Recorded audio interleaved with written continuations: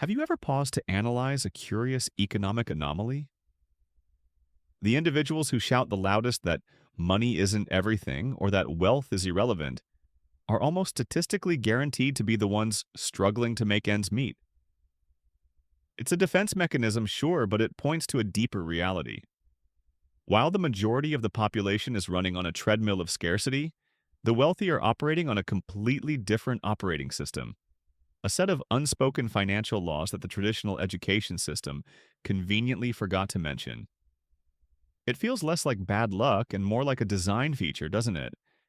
It is as if you were handed an invisible instruction manual for financial mediocrity the moment you were born, and you've been executing its code religiously without ever questioning the programming.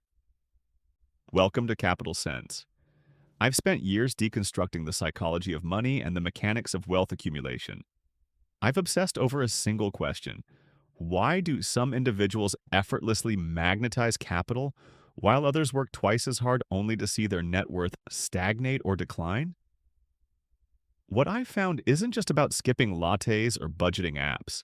It's about systemic behavioral programming. The reality is uncomfortable but necessary to hear.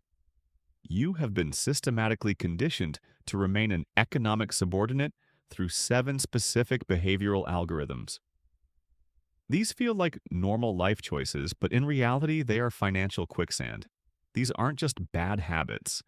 They are deeply ingrained neural pathways reinforced by your upbringing, your social circle, and the media you consume. The terrifying part? Most people live and die without ever seeing the cage. They spend decades trapped in a cycle of living paycheck to paycheck, wondering why the math never works out.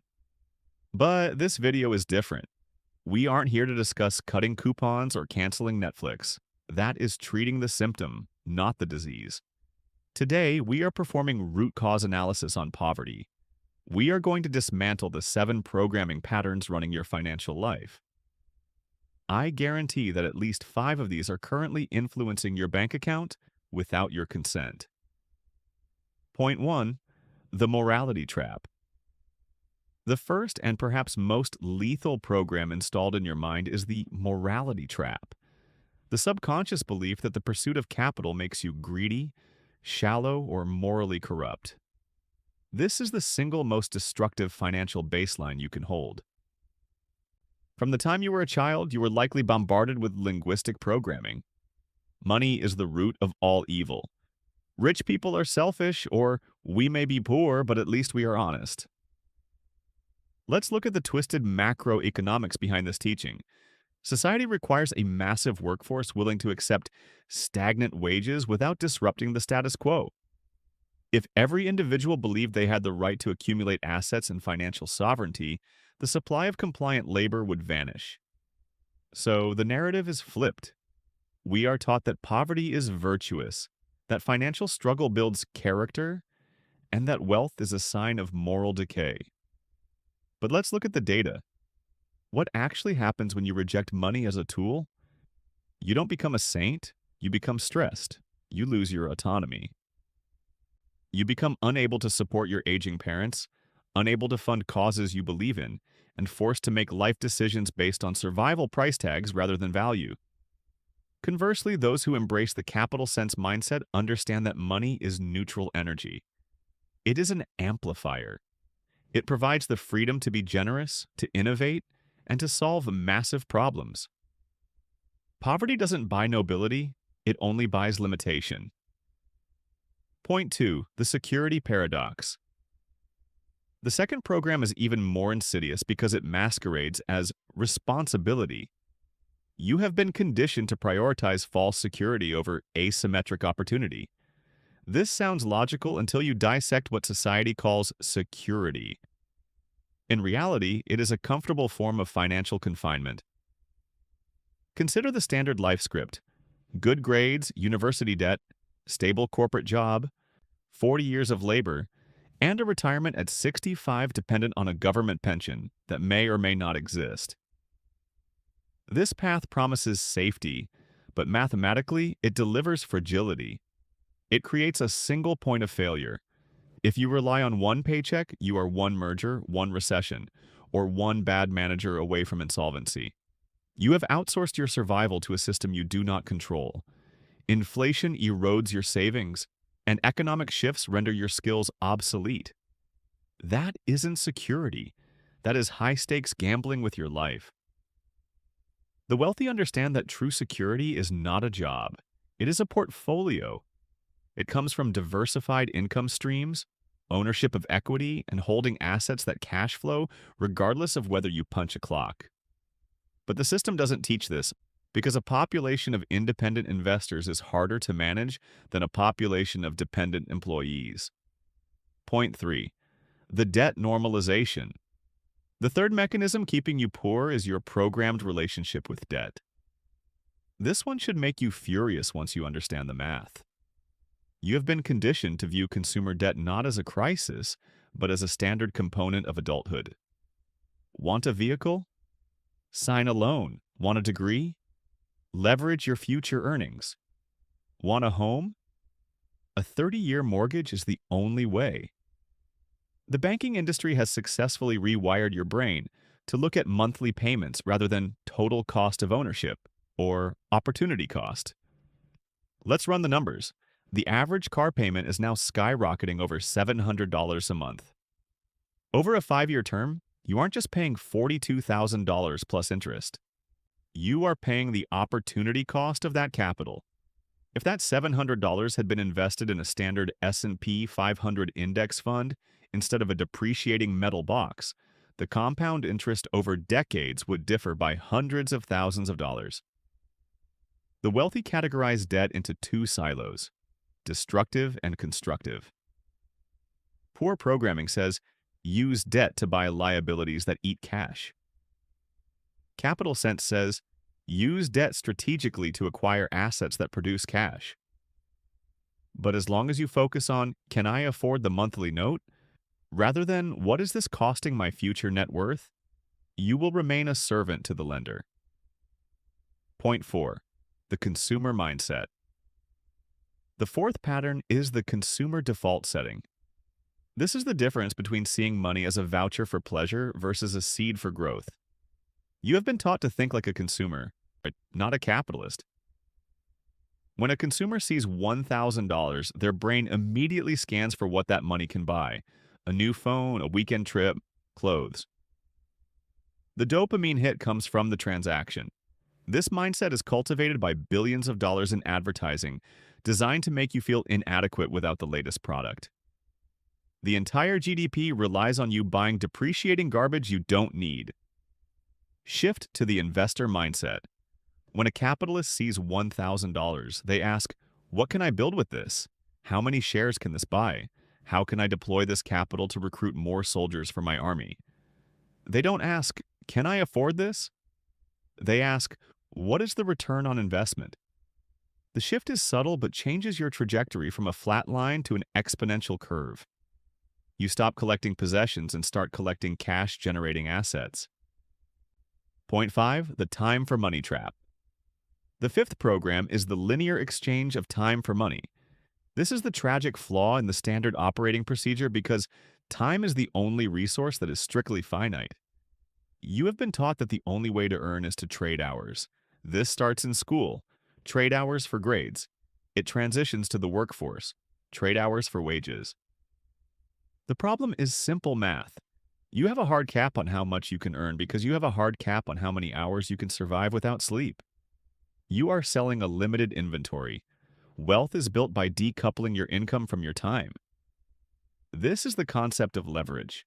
The wealthy utilize code, media, capital, and labor to build systems that operate while they sleep. They understand that if you don't find a way to make money while you rest, you will work until you die. The system trains you to be a laborer in the machine, not the architect of the machine. Point 6. Social contagion. The sixth program is environmental, the social thermostat. You are the average of the 5 people you spend the most time with, and unfortunately, you have likely been surrounded by people reinforcing poverty logic. This is the concept of crabs in a bucket. When you attempt to climb out of the financial hole, your social circle will often subconsciously try to pull you back down. Why? Because your financial evolution triggers their insecurity. When you start talking about dividend yields, real estate caps, or business margins, they will respond with cynicism. They will call you obsessed, tell you to be realistic, or mock your ambition. They prioritize social comfort over financial truth. This is why breaking out is so hard. It often requires a lonely transition period where you must outgrow the people you love to save your own future.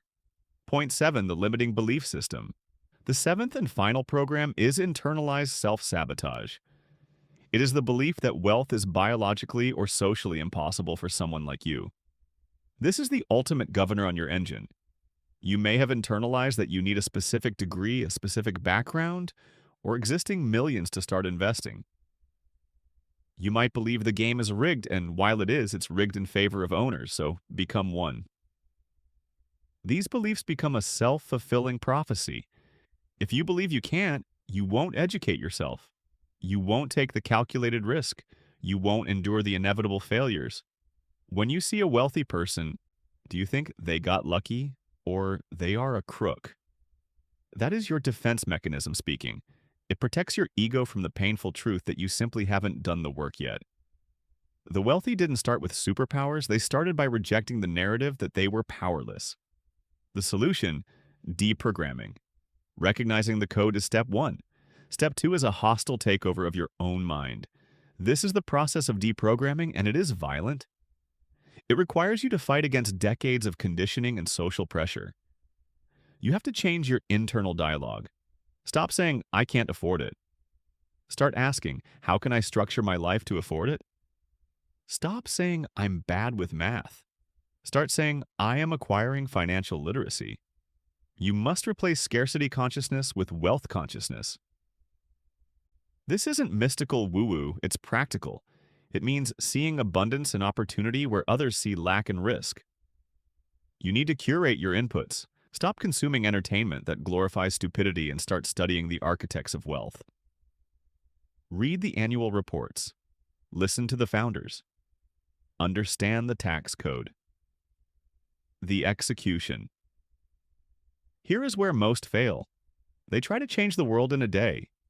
Deprogramming is a gradual process. Start with one decision. Question that car payment. Question that subscription.